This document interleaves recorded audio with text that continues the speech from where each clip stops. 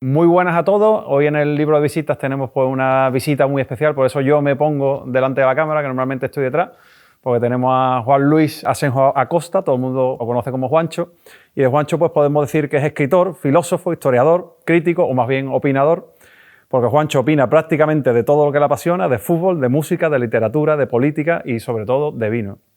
Y Juancho opina de todo porque forma parte de los últimos aristócratas del gusto, que son los románticos.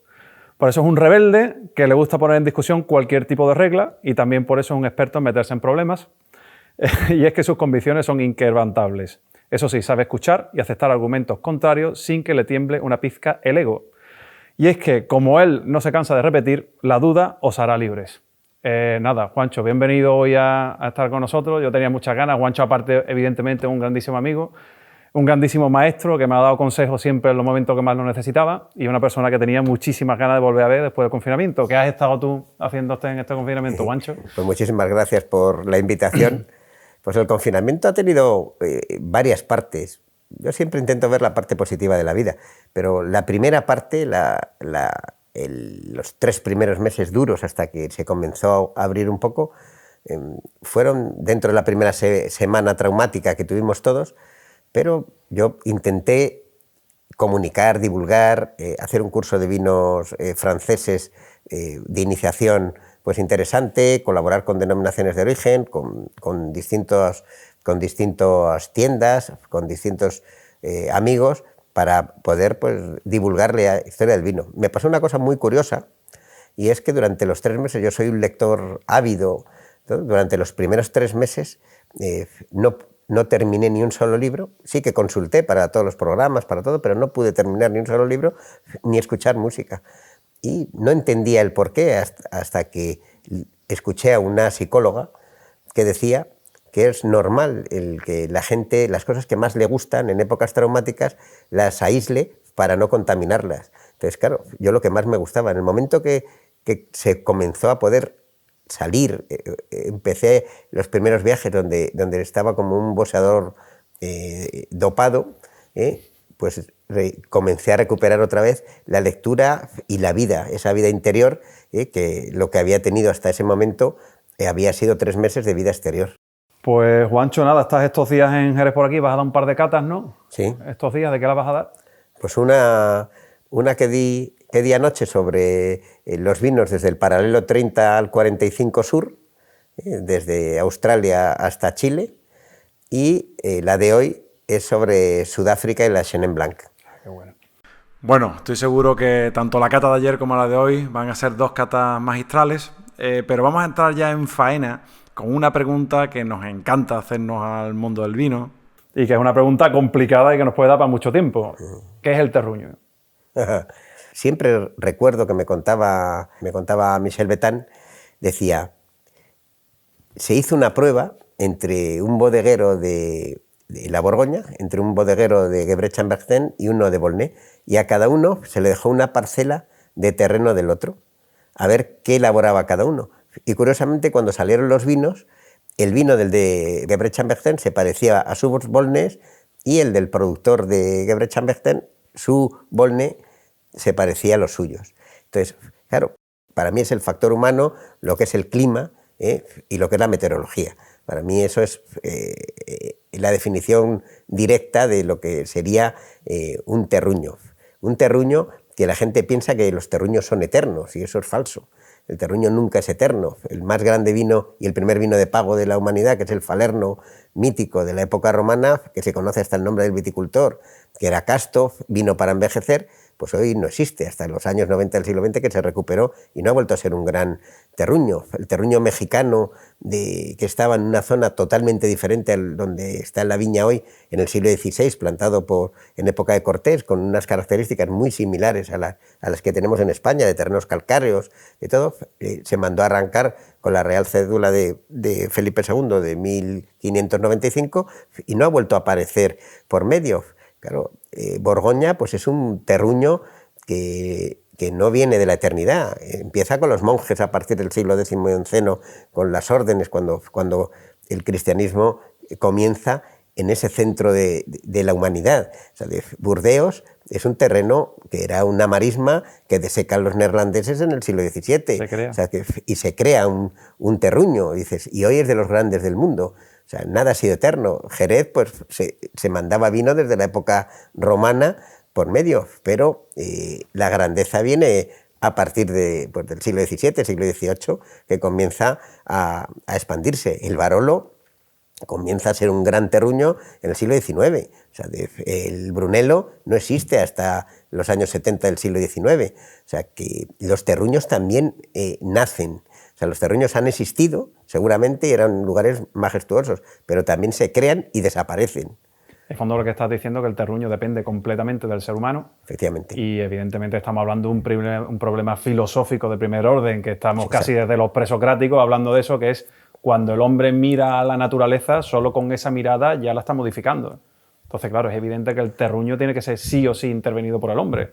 Y claro, cuando el hombre interviene y pone su cabeza a pensar en el terruño, su forma de ser, pues entonces entra pues, todo el concepto artístico que estamos hablando de elaboración, de creación, de estética, de ética. ¿Qué pesa para ti más en un vino? ¿La estética o la ética? Para el que nos estén viendo de casa, pues un poco hablamos de la organoléptica o hablamos del trasfondo del pensamiento que tienes de elaboración, de cuál ha sido tu canon, por qué te has formado, por qué estás haciendo ese vino. ¿Qué pesa para ti más a la hora de beber un vino? ¿Qué te emociona más?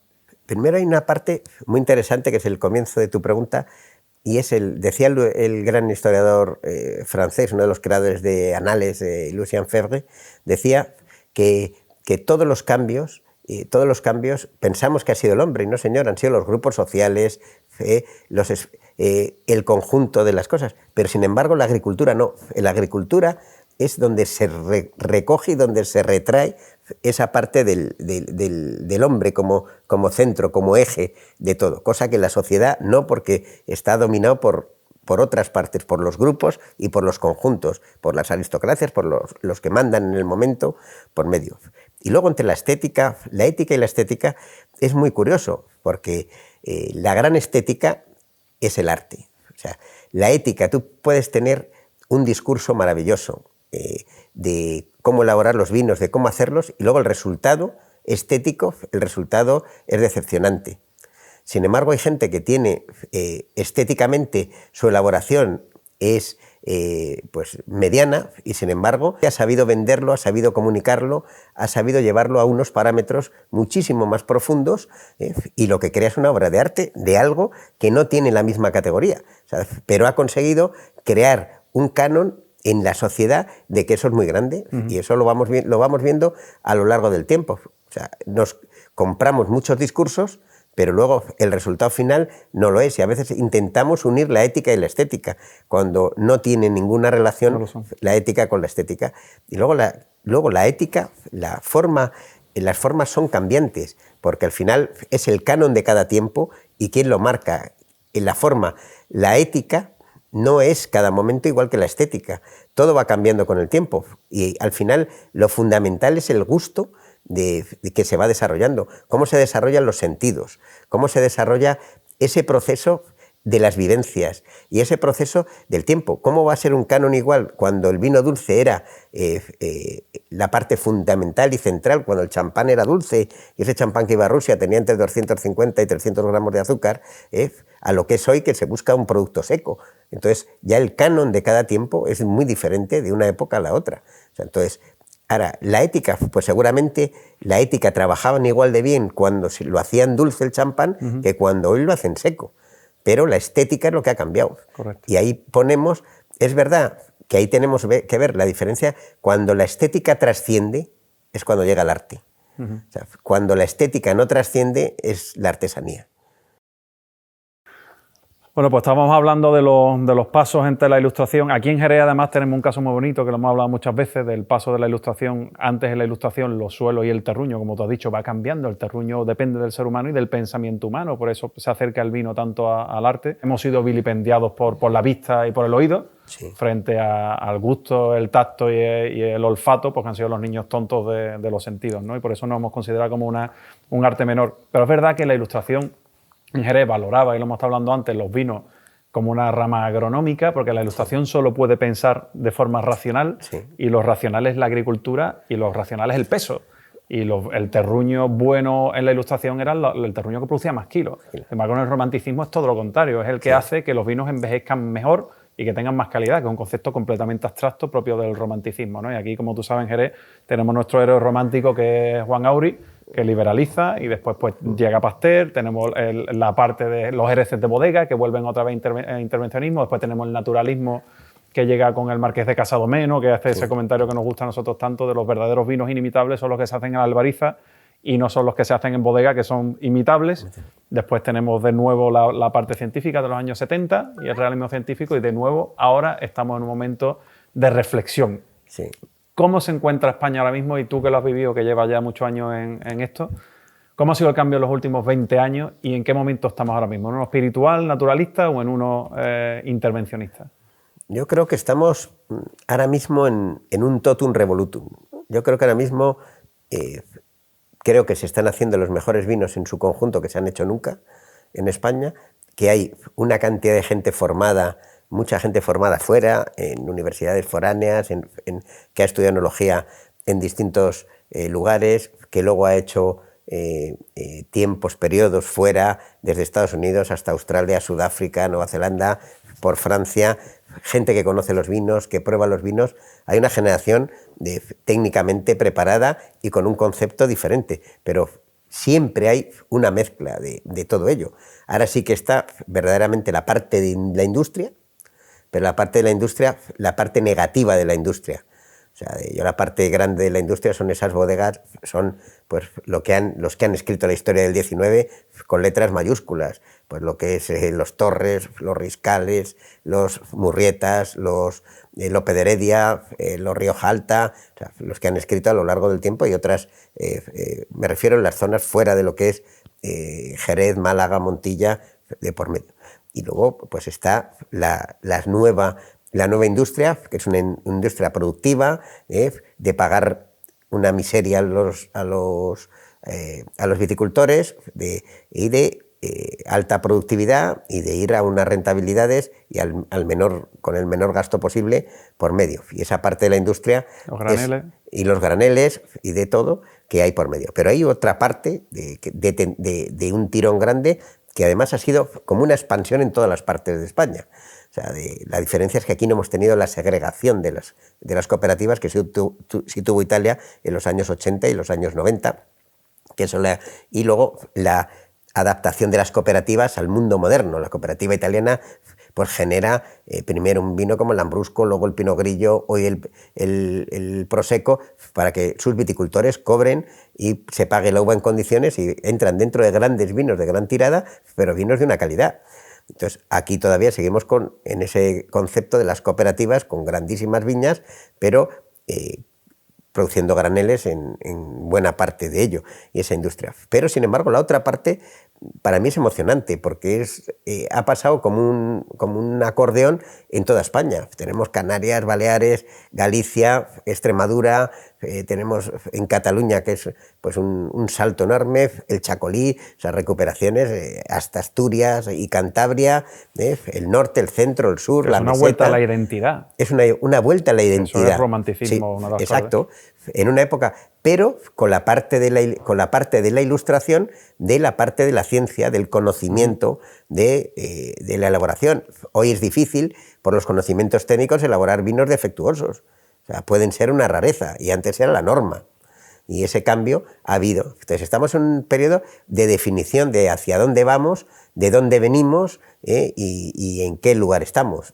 Pero eso que estás diciendo de los vinos defectuosos, a mí me interesa hablarlo, porque, por ejemplo, los vinos naturales, que ahora hay una corriente bastante grande en el mundo de los vinos naturales, que yo además lo entendí muy bien cuando empecé, hace ya 2 o 3 años, a pensar en el mundo del vino y relacionarlo mucho con distintas disciplinas artísticas, como nos pasa a los que nos gusta la música, nos gusta la literatura, pues al final vas encontrando, o la gastronomía, vas encontrando paralelismo. Y el mundo de los vinos naturales, al final, a mí que me costaba entender determinados vinos, ahora no, ahora lo entiendo perfectamente y lo valoro, porque es otro canon.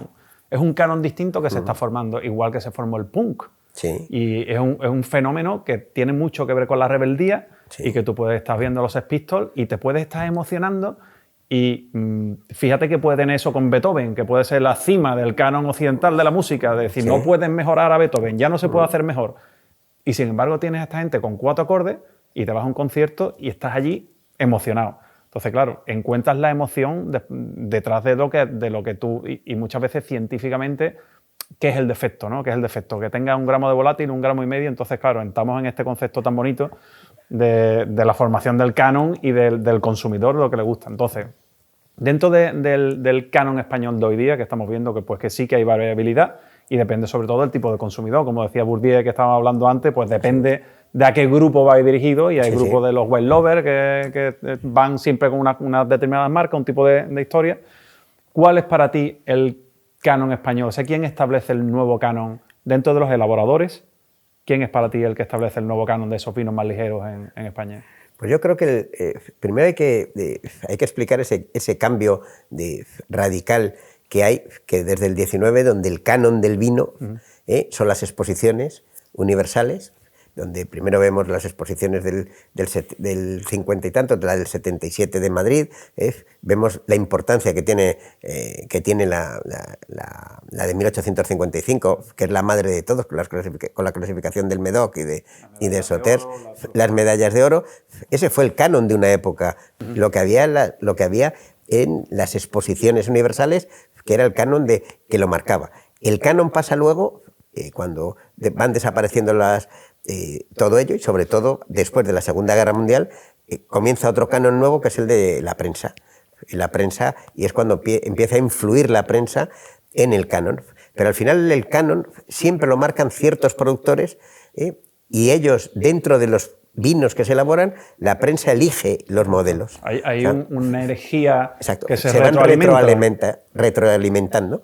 Entonces, aquí con los vinos son conceptos diferentes. Fíjate que primero, cuando se comienzan a hacer ciertos vinos de peso, Alejandro Fernández, cuando hace un vino con más estructura, más cuerpo en Ribera del Duero, pues resulta que Parker lo bendice. Era una época que hay que pensar que es anterior. Claro, el Bourdieu del 82 es con mucha más estructura de lo que ha sido luego, y Parker de ahí bebe y de ahí elige vinos con más cuerpo. El Ródano, pues también, los vinos que le presentan a él le fascina porque son vinos con más cuerpo, con más estructura. Sin embargo, Borgoña, pues nunca fue su gran zona de amor. Y resulta que, claro, luego el Ródano dicen, es que los vinos los han hecho al estilo de Parker. Bueno, al comienzo los hicieron a un estilo que ellos consideraron y que luego Parker lo hizo el canon. Entonces, en una época que ha hecho Parker el canon. Hoy en el vino español, quien empezaron a escribir pues esas páginas de ese tipo de vinos, pues es gente como Raúl Pérez, que eligió un tipo de vinos, de más ligero,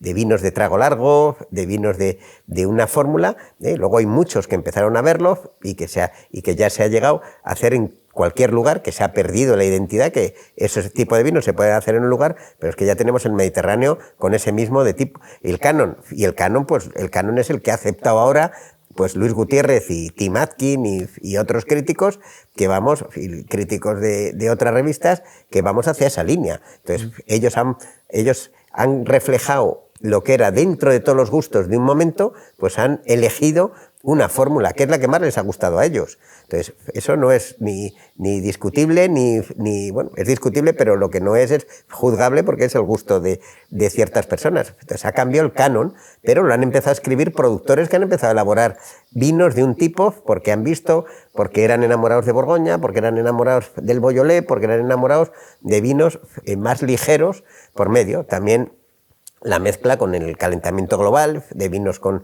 más peso del sol, entonces buscar también alternativas allí. Y hoy día, pues productores, vemos los vinos en muchas zonas que han bajado 1,5 grados en 10 años, cuando el calentamiento global ha subido. O sea, hay cosas que son irracionales, entre comillas, y bueno, y las vendimias han cambiado de cuando se hacían. Se sigue el canon actual, el que se ha impuesto. El canon actual es más ligero, vino más ligero, menos grado. Ahora es el vino ligero, como en el 19 era el vino dulce y el vino más maduro, y en los años 80, 90 y 2000 pues era un vino con más estructura. ¿Por qué crees tú, Juancho, que esto, dentro de que ya en el mundo de la cocina y de la gastronomía se tiene bastante claro, porque se va estudiando quiénes son los padres lo hemos hablado muchas veces, de quiénes son los padres de la gastronomía moderna, de lo que ha pasado, las distintas fases, y lo tenemos también desde la cocina tecno-emocional que Sí. sale mucho en los 90 y ahora pues sale una cocina de vuelta al producto. Al Entonces al producto, final sí. hay un paralelismo clarísimo entre la cocina y el mundo del vino, que ha vuelto al origen también de alguna forma y ha vuelto a la viña. Bueno, es que en España es donde ha ido dando vueltas. O sea, en Italia nunca han tenido esa duda. En Italia, desde la historia natural de Plinio el Viejo, el libro 15 y el libro 16, te cuenta qué platos se tomaban y qué vinos. O sea, ya te cuenta Plinio el Viejo, estamos en su libro del año 40 y tantos, del año 42 o 43, del siglo I. O sea, que es que llevamos más de 2000 años con ese concepto. En Francia, sin embargo, son dos transatlánticos, la comida y el vino, dos espacios que van paralelos y que se van uniendo. Y se une, la comida y el vino en Francia se une con la corte borgoñona, con los duques de Borgoña, que son los primeros que hacen un cambio radical en la historia de la humanidad, que es sentarse en una mesa a comer. Y de ahí lo hereda toda la corte de los Habsburgo de la monarquía hispánica. Y a partir de ahí, pues comienza la comida y el vino a unirse en un proceso por medio. Pero claro, ahí hay conceptos que vamos del norte al sur y al final te define lo que es Europa. O sea, el concepto del sur, que es comer y beber, que ese es el Mediterráneo, es la historia ancestral, que luego se convierte, con la desaparición del Imperio Romano, se convierte en una punta de Europa, y luego con las invasiones bárbaras de por medio, que son la otra parte. Es que no podemos olvidar que los francos son bárbaros y toda la parte del norte. Y entonces las costumbres ya se mezclan y es lo que hace la unión de toda Europa. Y Borgoña pues es un ejemplo entre ese refinamiento del sur, del Mediterráneo, y entre la sobriedad de lo que es el centro y de lo que es el norte, de todos los gustos. Y en España, como el vino desde la época romana se bebía poco y lo que se hacía era exportar, y hemos continuado con la misma línea. El vino en España se ha consumido cuando era un alimento, pero no está unido gastronomía y vino. Sin embargo, en el siglo XX sí que ha habido esos giros, sobre todo pues desde que España ha cambiado, el nivel de vida ha subido, porque al final esto, lo que decías antes de Bourdieu, al final hemos estado equivocados ancestralmente. La diferencia no es Sanlúcar Jerez, la diferencia no es Barolo Barbaresco, la diferencia es el gusto, las clases sociales de cada lugar. Eso que estás comentando, que es muy interesante acerca de las clases sociales, que ahora la nueva sociología de las artes, que ya sustituyendo un poquito y actualizando Bourdieu, pues habla de los grupos sociales, como en el mundo del vino tenemos muchos grupos sociales, están los wine lovers que van a un grupo determinado de vinos que aceptan como tal, exacto, y pues está después una masa y hay muchos tipos de consumidores, ¿no? Que es la nueva sociología. Pero dentro de los Jereces, que me ha gustado ya que vayamos un poco, que estamos Jerez y hablemos un poco del marco, cómo se van formando el canon, que al final, pues como tú sabes, tenemos dos figuras centrales del canon jerezano, que son Pedro Domecq, con el estilo de los dorados, y Manuel María González Ángel, con el estilo de los pálidos y el estilo sanluqueño. ¿Qué te parece a ti o qué te inspira el canon jerezano? Pues una historia muy bonita detrás. Para mí es la parte más fascinante porque es filosofía pura. Entonces, no es ya solo la tierra, es la unión de todo, del arte, de lo que es Jerez. Resulta que en el pago más cálido de todo Jerez, el pago más interior, que es Carrascal, pues resulta que hace Tío Pepe. Hace un vino pálido, un fino pálido al estilo de una manzanilla sanluqueña. Y un tipo como Pedro Domecq, francés, de cultura, de vinos de pago, de vinos de terruño, de todo, resulta que lo que hace son vinos oxidativos y lo que lleva son amontillados, dulces, olorosos, en un pago como macharnudo. Entonces, claro, esa parte de la contradicción del ser humano, increíble a lo largo del tiempo. Los dos personajes que han marcado el canon histórico de lo que es aquí, y cada uno con esa contradicción que es, al final, que es la dictadura del gusto, no nos engañemos. Porque es mucho, en concepto, en ideas, es mucho más sanluqueño Domecq, y sin embargo, en ejecución, es mucho más jerezano. Y Manuel María, pues resulta que es mucho más jerezano de cabeza y sin embargo en ejecución es sanluqueño. Entonces, por eso es la magia que tiene. Ética y estética. Ética y estética, y algo más allá. Es que aquí tenemos lo que es la visión de dos mundos. O sea, aquí vemos el vino de cabeceo, vemos Osborne, que es el vino de Inglaterra, es la filosofía inglesa, y vemos Domecq, que es la filosofía francesa. Es que tenemos aquí lo que es la historia del vino del siglo XVIII, del siglo XIX, lo tenemos metido aquí en Jerez, y para mí es increíble, y es la ética y la estética. La ética de cada uno, que seguramente partía de conceptos y de bases a lo mejor similares, pero la estética es totalmente diferente. Ahora, luego el público es quien tendrá que decir quién llega a ser artesano y quién llega a ser artista. Yo creo que en este caso los dos fueron artistas porque los dos formaron el canon, o sea, que llegan a un punto donde todos nosotros los que hacemos vino hoy día en el Marcos Jerez estamos mirándolo. Y han marcado, de alguna manera. Y González Díaz y Domecq han sido las dos grandes bodegas que han marcado los cánones que llevamos hoy, que seguimos manteniendo hoy. Porque, claro, más luego el de otros muchos, que es una recuperación de otro gran canon, que ese se pierde en el tiempo y se vuelve a recuperar, y lo habéis recuperado hoy aquí, que son los vinos blancos, que es la gloria de Jerez, que ahí ya se meten otros muchos productores por medio, y el cambio que llega hoy, y esa parte también ha tenido, o sea, ya Jerez hoy cuenta con 3 patas. Hay una parte muy bonita de todo eso, de los paralelismos que hay al final, como decían que la historia casi se repite en ciclos de 100 años, aunque dices tú que al final pues hay una simultaneidad, que tampoco son ciclos, no corta una cosa y la otra, pero es verdad que dentro del segmento de los vinos de más alta gama, al final del siglo XIX, a principios del XX, hubo esta reflexión que hacen el Marqués de Domecq, Conde de Aldama, Gumersindo Fernández de la Rosa, sobre cómo habíamos metido la pata siendo muy intervencionista en el Marcos de Jerez en 1870, y hay un periodo de reflexión que acaba con la subida alucinante de los vinos de Jerez a partir de 1924 hasta 1970, que vuelve más o menos a suceder el crack. Y yo creo que ahora mismo estamos viviendo un momento muy bonito también de reflexión, que pudo ser iniciado también por Equipo Navazos hace unos años, que tú también estabas ahí, conoces aquello perfectamente de cerca. ¿Qué te parece a ti que está sucediendo ahora mismo en Jerez? ¿Hay realmente un periodo de reflexión? ¿Solo es una pequeña parte de Jerez la que está haciendo ese periodo de reflexión de vuelta a las viñas? ¿Y qué te gustaría a ti que sucediera en Jerez en los próximos años? Yo creo que es en los distintos cambios que ha habido desde la época de los vinos naturales de Jerez de los años 70, que son los vinos naturales con otro del siglo concepto, XIX, del siglo XIX, para tenerlo bien fijado, de lo que eran los vinos naturales, que el concepto es distinto al que encontramos hoy los vinos naturales. Y para mí hoy hay algo fantástico, que es la primera vez en el tiempo que la revolución viene de abajo.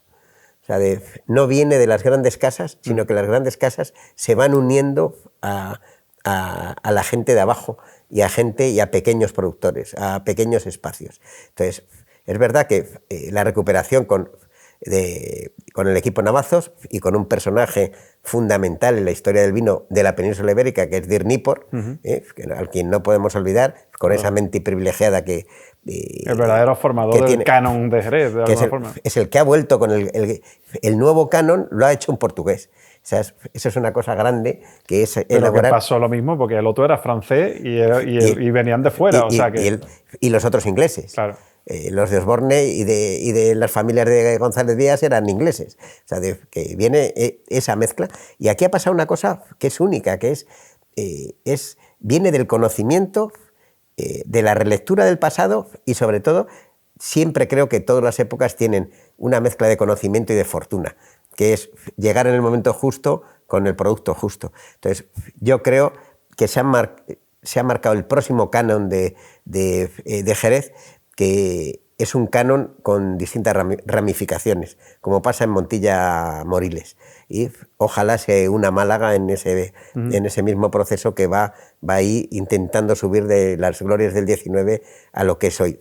Pero es el canon del vino blanco, de la recuperación del vino blanco, del vino sin velo de flor por medio, que esa va a ser la base, y luego la mezcla de los grandes vinos generosos, que yo creo que debe ser cada vez menos y de más calidad y más caros, porque el costo y todo lo lleva, y luego de otros productos como es el brandy, que el brandy deje de ser el alimentador económico de todas las bodegas del marco, y que se comience a ser una parte más del negocio. Claro. Y luego el vermú, otra parte por medio. Entonces yo creo que tiene distintas ramificaciones, distintas patas.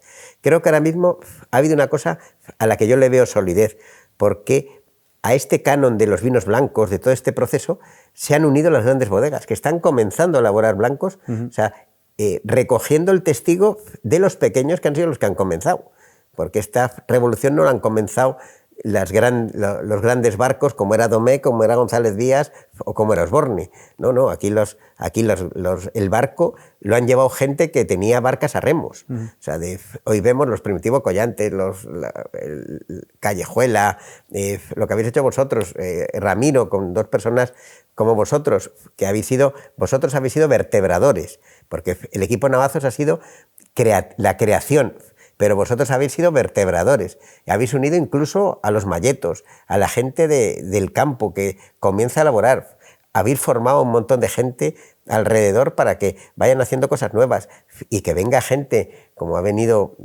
pues Leclapar, gente con Leclapar y Muchada, o sea, de gente con conocimiento, que venga una persona como Peter Sisek, que vayan viniendo gente cada vez más de importancia. Eso lo que te dice es que hay un potencial enorme para elaborar grandes cosas. Y luego que también ha habido algo que va más allá de lo que es Jerez y de lo que es Sanlúcar, porque ahora tenemos Chiclana, tenemos Trebujena, tenemos Lebrija, tenemos Rota, tenemos gente en distintos, tenemos Chipiona, tenemos distintos espacios donde la gente tira del carro.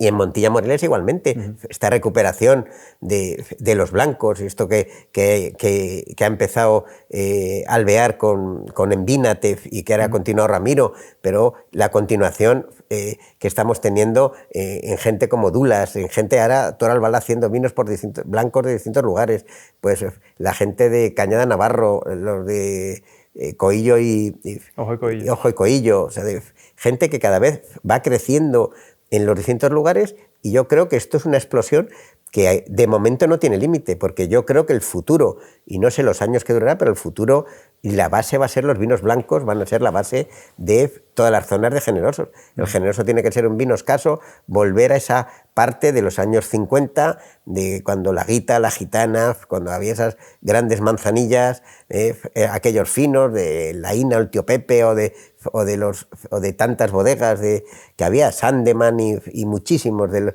las bodegas que elaboraban vinos de altísima calidad, menos producción y menos masificación. Vamos a ver si Jerez tiene la capacidad de soportar la parte industrial peor, de superproducción, de bajo coste de la uva en las cooperativas, y da ese salto y ese gran salto y se mantiene. Y si la fuerza de todos los pequeños o medianos que tienen logran pegar un tirón para arriba de todo esto. Y estamos en un momento de agitación tremendo donde el Consejo Regulador, claro, tiene que ser vertebrador de muchas cosas diferentes y jugar con una inteligencia enorme. Y yo creo que es lo que está intentando hacer de por medio, que no es nada fácil. La labor que tienen es complicada y no es sencilla, porque es una revolución de abajo que perjudica a los de arriba.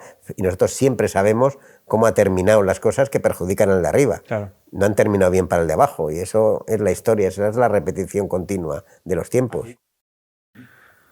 Bueno, pues Juancho, estábamos con Jerez y estábamos hablando de lo que puede ser Jerez, del modelo de Porto Douro, como ha pasado en Portugal, ¿no? Y como Dirk, pues al final también capitanea todo ese cambio de gusto hacia los vinos más pálidos, que también lo hace Dirk Nipolo. Yo creo que quizás él fuera el primero, yo no lo sé a nivel europeo, pero él va muy por delante con ese pensamiento, ¿no? Es una persona que estuvo aquí, como tú sabes, Luis Pedro el otro día, en el enólogo que trabaja con él, y que lo decía pues con una persona que va por delante. Va por delante, 10, 15 años, está de completamente todos. en es un visionario. Y después pues los demás vamos un poco, pues cuando creemos que tenemos una idea, pues ya la tuvo Dirk hace, como decía Luis Pedro, hace 15 años. ¿Tú consideras que el modelo Porto Douro es un modelo que podría funcionar en Jerez? Para mí habría sido el modelo idóneo. Yo hace muchos años que ya lo propuse, como en alguna otra zona, y yo creo que era haber separado como aquí, los vinos no generosos de los vinos generosos. Yo creo que eso hubiese sido un acierto enorme y se hubiese dado enjundia a las dos partes y no había habido problemas en el conjunto. pero aquí dominó la industria de tal manera en una parte y allí en Oporto, pues los productores de Oporto también tienen vinos de Douro. Claro. Entonces, juegan en las dos guerras y cada una tiene un discurso y una forma. Incluso a veces el equipo comercial es diferente de unos y otros.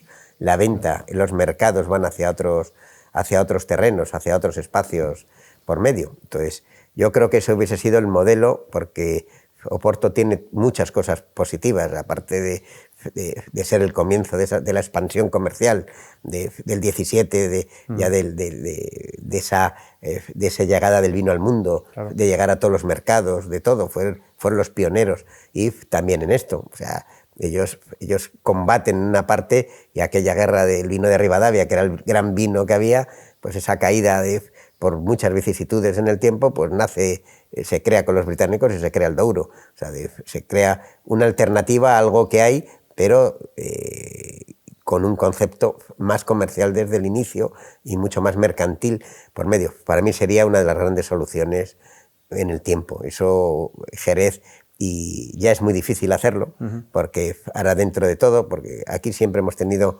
en España no hemos sido nunca diferentes, pero sí hemos sido un poco tocapelotas en ello, y ahora queremos pues separar la manzanilla del fin, de hacer otro consejo regulador distinto, hacer otras partes diferentes en el conjunto, cuando la distinción no tendría que ser entre manzanilla y fino, que deberían ir en el mismo paquete, sino entre vinos generosos y vinos que no son generosos, y otros productos que yo los metería dentro de ese proceso por medio. Yo creo que se ha perdido una oportunidad en el tiempo y ahora tendrán que convivir todos en otra manera, distinta, pero yo creo que ahora se están poniendo las bases de cosas enormes y elaborando con gente que viene nueva, con ideas nuevas, y bueno, vuelta hasta los espumosos que intentó Pedro Domecq en su día para combatir a los franceses, de lo que llamaba el champán seco, frente al champán dulce de Francia. Si eso no es revolucionario, pues que venga Dios y lo vea, ni por medio. Me ha recordado cuando estabas hablando al maestro y amigo Girón, cuando decía la Jerez que pudo ser y no fue. Es lo mismo, estamos de acuerdo, Álvaro y yo en eso lo hablamos, es la que pudo ser, porque son tantas cosas que easy. Pues sí, es que bueno, estamos en un momento yo creo que yo no me quejo, creo que me siento afortunado porque ahora mismo vivo un momento, yo creo que esplendoroso en ideas, en génesis y todo. Me gustaría que viviéramos en un momento genial de negocio, que es la parte que falta, la pata fundamental, que sin el negocio no existen todas las otras. Entonces, pero mira, ya son muchos los viticultores que están empezando. Yo creo que ya podemos ser entre 15 o 20, que son proyectos pequeñitos. Yo calculo que cuando lleguemos a 40 50 tendremos una cosa interesante en Jerez, y ahora mismo que entre 15 o 20 personas están ya viviendo con producciones de 30, 40.000 botellas, que vives perfectamente. Lo que pasa en todas las partes. Claro, como tiene que ser. Como empezó Ramiro con el proyecto aquel que le ayudé de los malletos, claro, de la recuperación de abajo. Eso es una maravilla. Eso es, y lo ideal y lo que él pensaba en esa cabeza que tiene privilegiada es que cada año hubiera 4 o 5 nuevos. Claro, pero eso es ir por encima, ir frente a la historia, frente a la naturaleza, frente a la idiosincrasia de territorio. Una estatua en la Plaza Cabildo habría que poner a Ramiro. Pues hombre, sin duda alguna. Y también me decías de Oporto, la diferencia también es que aquí pues, son las subvenciones. En la parte del Douro y Oporto funciona de otra manera, y aquí funciona por la subvención, apaga toda iniciativa de por medio. Juancho, otra cosa. Bueno, ya tenemos que ir terminando porque nos tenemos que ir a comer, que tenemos una comida fantástica y vamos a abrir alguna botellita vieja. Y hay algo pues que yo no me resisto a preguntarte, porque al final los que estamos elaborando vinos bebemos mucho menos vino que los que estáis abriendo botellas, evidentemente. Cualquier sumiller de cualquiera tú que está haciendo catas constantemente, pues bebéis muchísimo más vinos que nosotros, que lo intentamos, pero no llegamos. Dentro de tu larga trayectoria profesional, nómbrame 2 o 3 vinos que ya no que te hayan emocionado desde el punto de vista estético, organoléctico, o que hayan sido, o sea, esto es la perfección, sino vinos que te hayan tocado profundo porque te hayan hecho cambiar tu punto de vista. Y si no recuerdas alguno de los vinos, nómbrame personas, que al fin y al cabo me vale para la misma pregunta, que te hayan cambiado tu forma de pensar o te hayan tocado alguna forma en tu vida. Pues voy a hacer mezcla de vinos y de personas, si te parece. pues algunos. Por ejemplo, el día que recuerdo en cenas que hacíamos en los años 90, antes de fundarse el Mundo Vino, pues con Luis Gutiérrez, con Víctor de la Serna, con Jen Rhys, con Juanma Belver, con gente, y venía siempre de fuera. Y recuerdo un día en la gastroteca, y llegamos antes Luis y yo, fuimos a ver las botellas que había, y vimos un Magnum de Chesseau del 85, de Jaeger, de todo. Estuvimos Luis y yo mirando la botella y mirándonos sin hablar nada durante 2 o 3 minutos de aquello. Joder, ¿quién ha traído esto? Claro, ese vino solo lo había podido traer un enfermo como Dirk Nipor, era el año 95. Y ese yo recordaba muy bien lo que había dicho Cliff Coates en su primer libro, el que está mejor, el primer libro sobre Borgoña, que ese vino cuando salió estaba lleno de madera y de sulfuroso, lógicamente. O sea, Jaeger lo que hace es recuperarla y crear esa tradición del 100% madera nueva y toque de sulfuroso, como era en los Borgoñas, que era el vino de estructura y de cuerpo. Y 10 años después ni tenía madera, ni tenía sulfuroso, solo tenía vida, tenía alma, tenía amor. Entonces, ese 85 del Chesseau, que luego pues, tuve la fortuna hasta de hacer una vertical de Cros Parentout de los vinos de Jaeger, pero aquello pues, fue de esos vinos que estuvo muy cerca de cambiarme y de convertirme, de casi hacerme creyente. Casi estuvo a punto de hacerme creer en Dios, de todo. Era duro, pero aquello era la emoción de beberte algo, de algo majestuoso, de conocer esa Borgoña histórica, esa Borgoña de los años 70, que es uno de los primeros tipos después de la gente de Petrus, de Mouet, de hacer aclareos, de trabajar la viña de una forma brutal, lo que era un vino de terruño. Y aquel vino me impactó, era el año 95, con aquel vino. Luego, entre las cosas, en Italia, para mí, conocer a varios personajes, pero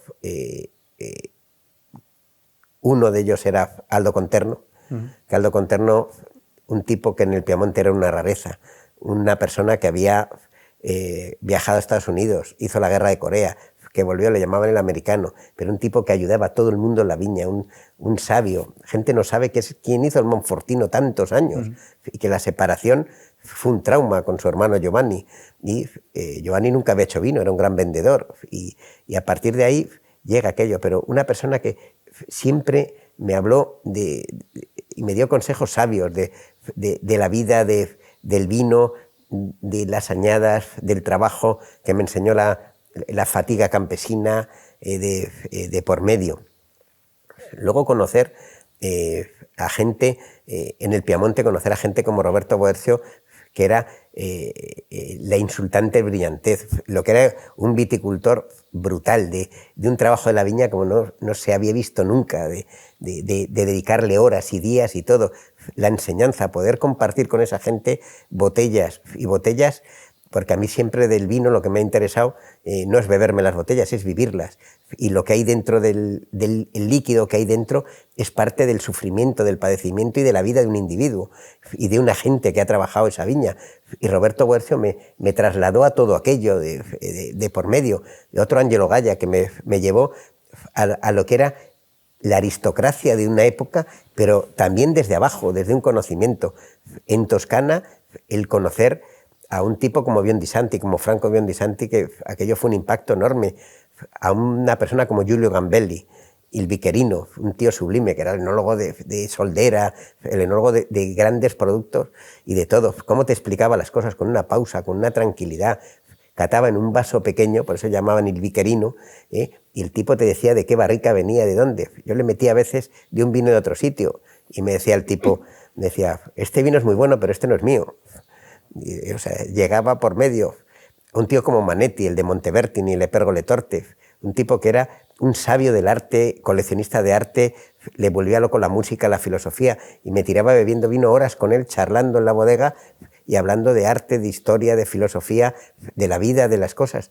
O sea, esas partes. Cosimo Taurino en Puglia, un tipo que también me cambió la forma del concepto de ver las cosas cuando cuando le has conocido. A Dirni, por el día que hizo una cata con todos los oportos, con el alcohol de la alcoholera portuguesa y el alcohol austriaco. Es el mismo.